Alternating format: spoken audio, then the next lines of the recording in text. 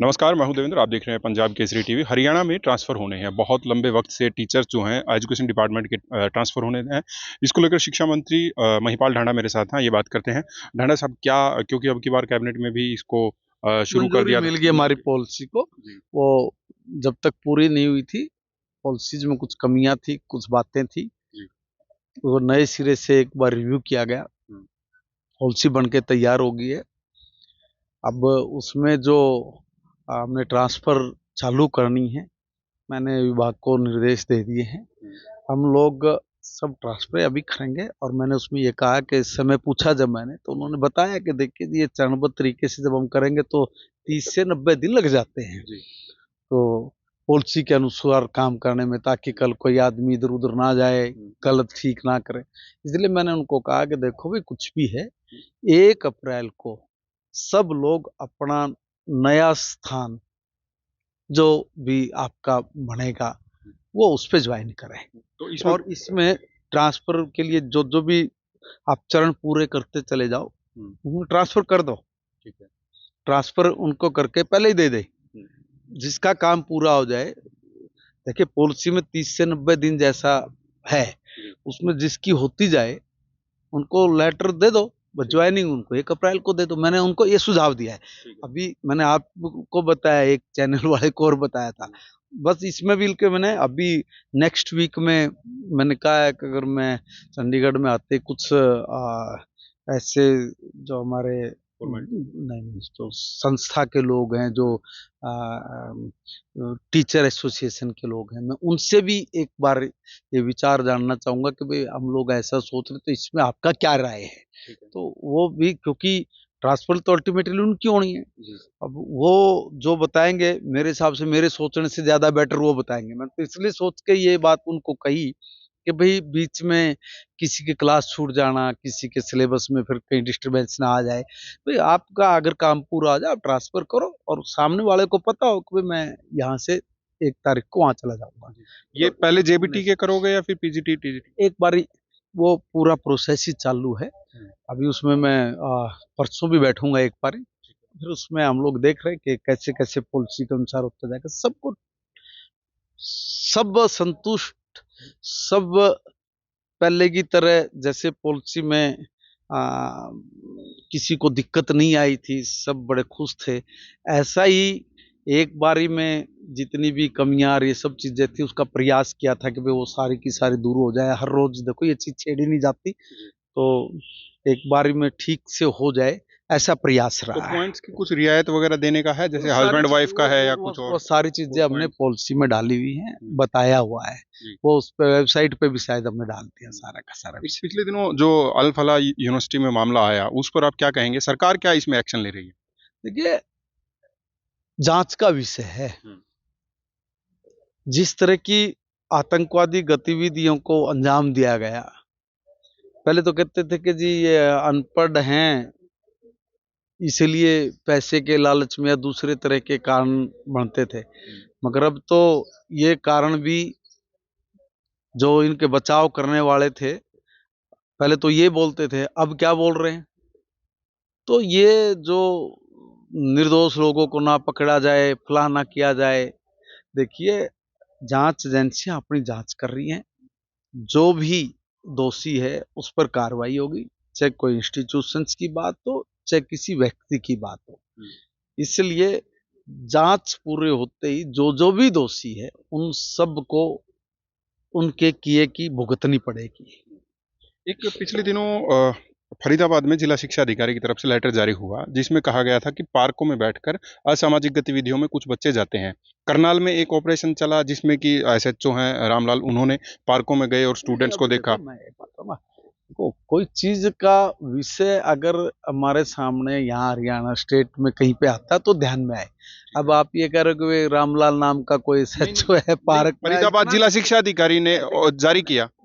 अगर ऐसी कोई कागज से कोई जानकारी में आपके आया है, तो हमें दिखाएं, एक बार उसको देख लेंगे क्या है उसमें, है ना। ओके। और बिहार इलेक्शन आप जीते हैं, उस पर कुछ कहेंगे? विपक्ष आरोप लगा रहा है वोट चोरी का। देखिए, विपक्ष सठिया गया है। अब मैं कुछ बोलूंगा तो फिर मेरे को ज्ञान झाड़ने वाले भी बहुत आ जाएंगे। और पंजाब केसरी लिखा हुआ है। ज्यादातर तो आपके चैनल पे आते हैं मुझे ऐसे बोलने वाले लोग बहुत सारे, मैं तो बोल ही रहा हूँ। और वो जब उनको हम खोल के देखते हैं कि ये कौन है, तो कहीं पाते नहीं, सारे फेक हैं। और इतनी मोटी मोटियां मुझे गालियां भी देते हैं। भाई मैं उनसे कह रहा हूँ, भाई मुझे मत ज्ञान झाड़ो, एक बारी अपने नेता को समझाओ। वोट चोर गद्दी चोर, बिहार में लोग अपने आप बोल रहे हैं। मैं एक बार उसको रिकॉर्ड करने वाला हुआ था, मैं ये क्या बोल रहे हैं, फिर मैं कहा नहीं, ये फिर वो हो जाएगा जैसे कोई प्लान करके कुछ बोल रहा है, वो पता क्या बोल रहे हैं, तो समझ लें वो लोग। बोला वोट हमने दिया और प्रधानमंत्री जी को दिया, उसने कैसे वोट चोरी कर लिया। तो बोला वोट चोर गद्दी चोर, वोट हमने दिया और वो गद्दी की छोटा गद्दी पे तो हमने बिठाया उसको, वो उसको गाली नहीं दे रहे हैं माननीय प्रधानमंत्री जी को, हमें गाली दे रहे हैं। अप्रत्यक्ष और प्रत्यक्ष रूप से हमें गाली दे रहे हैं। तो ऐसे लोग फिर हमसे क्या उम्मीद करेंगे। वोट चोर गद्दी छोड़ के कोई बात है, बोले जी वोट चोरी कर ली। अब भाई जिस प्रदेश में एसआईआर को लेके 2 3 4 नेता सड़कों पर रहते हों और लोगों को वो कह रहे कि जी हम तो अवेयर कर रहे हैं, सावधान कर रहे हैं, बता रहे हैं कि भाई आपकी वोट कट रही है। अब एक बात समझना आप, धुआंधार वहां पे प्रचार प्रसार कर रहे हैं और एक भी आदमी आया आपके यहाँ पे, कोई एक आदमी आया चैनल पर जी हाँ मेरी वोट कट गई। हम वहां पे इतने दिन रहे, 20 22 दिन रहे, 20 दिन के आसपास में, हमने तो एक भी आदमी नहीं मिला, गांव टू गांव धक्के खा रहे थे, जी मेरी वोट कट गई, मेरी वोट नहीं बन रही। एक सिंगल आदमी भी, बिल्कुल उल्टा उनको सुना रहे थे, बोले देखो ये क्या बोल रहे हैं। और जिसकी 65 लाख वोट, 2.5 से 3 लाख की कॉन्स्टिट्यूंसी है, 22 से 25 विधानसभा बनती हैं। जिस स्टेट की इतनी वोट कट जाए, जिसमें 22 से 25 विधानसभा बनती हो, क्या होगा उस देश, उस प्रदेश में हंगामा खड़ा हो जाएगा, लोग सड़कों पे आ जाएंगे। एक मुस्सी तक नहीं आई, इनके द्वारा तैयार की भी नहीं आई, वह भी मुकर गए। जिनको तैयार किया था मीडिया में आए, मीडिया के तुम ही लोगों ने उनको नकारते हुए भी दिखाया कि ये देखो ये, बोला जी पहले मेरे को तो ये कहा गया था ये करो, बाद में वो मुकर के जब उसको सारी चीज ठीक पाई। अब एक एक घर में 150 150 वोट है, वो कर जी काट दी। एक घर में 10 गज का एक कोठा है, उसमें 150 वोट है। भाई तुम 150 लोगों को उसमें घुसा के दिखा लो, उसमें रह रहे हैं वो लोग, उनकी रोटी पानी पहुंच जाती है उसमें। इतने में 150 लोगों का खाना बनते है, तो चमत्कार देखो कांग्रेस ये कर सके, है ना। एसआईआर के तहत जब होता क्या है, या तो उनको पता नहीं, नहीं पता तो भी गड़बड़, और पता है तो भी वो गलत उल्लू क्यों बना रहे हो।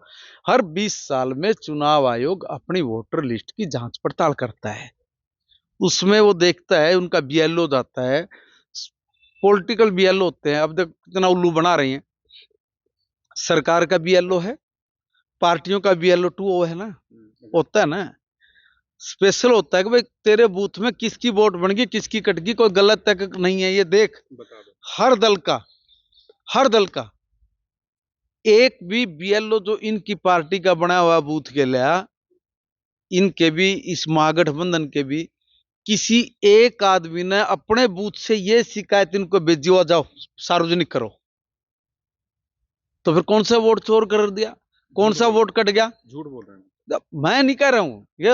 भाई आप एक बात बताइए ना, बीएलओ आपके भी बने हुए हैं, बीएलए पार्टी का भी है, उसका सरकार का भी है, बीएलओ हमारा भी है।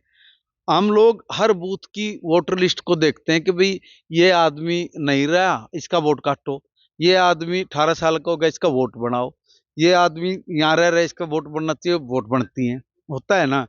तो इनके लोग हैं वो कहाँ गए, जिन्होंने इनको ये दी सूची, उन्होंने कुछ नाम भी तो दिए होंगे उनको, तो कहाँ है, जिनका दिए वो तो मुकर गए, टीवी पे मुकर गए, कोई इशू है नहीं वहां पे। इसी बात को लेके वहां के लोग इनको करे बोले इनको देंगे दार, भाई देखो क्या बोले जा रहे, वोट चोर। अब वोट चोर, अब भाई 65 लाख लोग हैं, कोई तो कोर्ट में गया होगा, कोई ये तो है नहीं कि भाई एक भी आदमी ऐसा नहीं होगा, कोई एक आधा गलती तो वकील की भी कटगी होगी बेचारे की, हो तो जाएगा है। 65 लाख में तो एक भी ऐसा नहीं होगा कि जो कोर्ट तक भी ना जानता हो, या जो अपना न्याय की बात ना करता हो। देखिए ये बेतुकी बातों से करके अपना ध्यान अटकाना चाह रहे हैं, कि भाई लोग ये नहीं कहे तुम्हारा क्या हुआ, इतनी रेर्रे माटी कर कर के लोगों ने कुटा इस महागठबंधन को, आप कल्पना नहीं कर सकते। एक तरफा माननीय प्रधानमंत्री नरेंद्र मोदी जी के विकास के मॉडल पे मोहर लगी है, एक तरफा। चलिए बहुत बहुत शुक्रिया। शिक्षा मंत्री महिपाल ढांडा मेरे साथ थे, कई मुद्दों पर उनके साथ बात की। मैं हूं देवेंद्र, नमस्कार।